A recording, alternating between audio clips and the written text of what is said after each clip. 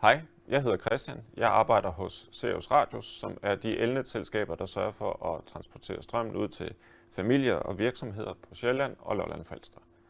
Jeg vil i den her video fortælle lidt om, hvordan elnettet er bygget op, og hvad den grønne omstilling betyder for, hvordan vi bruger elnettet, og ikke mindst, hvordan vi hos Ceus Radius arbejder med at sikre, at der hele tiden er elnet til de behov, der opstår ude i samfundet.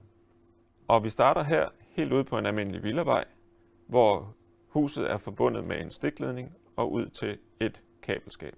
Stikledningen er nede under jorden, så den kan man ikke se, men kabelskabet vil man kunne se som en grå eller grøn kasse ude i hækken, ude ved vejen et eller andet sted. Der vil typisk være en lille håndfuld huse, der er tilsluttet et enkelt kabelskab. Fra kabelskabet, der går der et kabel videre ud til en netstation, og jo tættere vi kommer på den her netstation, desto flere kabelskabe og kunder vil der komme til. Så hvor der herude var en lille håndfuld kunder, så er der måske 200 kunder, der er forsynet fra den her netstation. Og elnettet er bygget, så der er plads til at øge forbruget. Og det viser vi i det her tilfælde ved, at vi bruger cirka halvdelen af den kapacitet, der er på netstationen. Så det her, det er hvor meget kapacitet der er, og det her, det er hvor meget vi bruger. Men der er heldigvis rigtig godt gang i den grønne omstilling. Benzin- og dieselbiler bliver gradvist erstattet af elbiler, og der kommer ladebokse i carporten og ladestander ud på parkeringspladserne. Og de steder, hvor der ikke er fjernvarme, der kommer der eldrevne varmepumper og erstatter gasfyrene.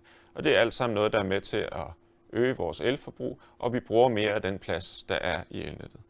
Så hvis vi igen kigger på vores netstation, hvor vi her har kapaciteten, og her hvor meget vi bruger kapaciteten, så når der kommer en ny elbil eller en ny varmepumpe, så øger det også gradvist det træk, vi har på den her netstation.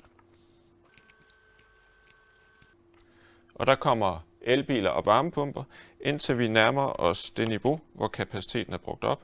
Men vi har data og værktøjer, der holder øje med lige præcis den udvikling. Vi kan se, hvor og hvornår vi nærmer os det niveau, hvor der er behov for at udbygge elnettet. Når det sker, så kommer vi og øger den plads, der er i nettet, så de 200 kunder kan fortsætte med at købe elbiler og varmepumper. På den måde kan vi alle sammen fortsætte med den grønne omstilling, uden at skele til, om der er plads i elnettet. Hvis vi bevæger os fra netstationen og videre op i elnettet, så kommer vi til det, som vi kalder en hovedstation. Det er de store transformerstationer. Det kan enten være åbne anlæg ude på landet, eller hvis man er inde i byerne, så kan det være bygget ind i store bygninger. Under alle omstændigheder, så er det nogle store basser på flere tusind kvadratmeter.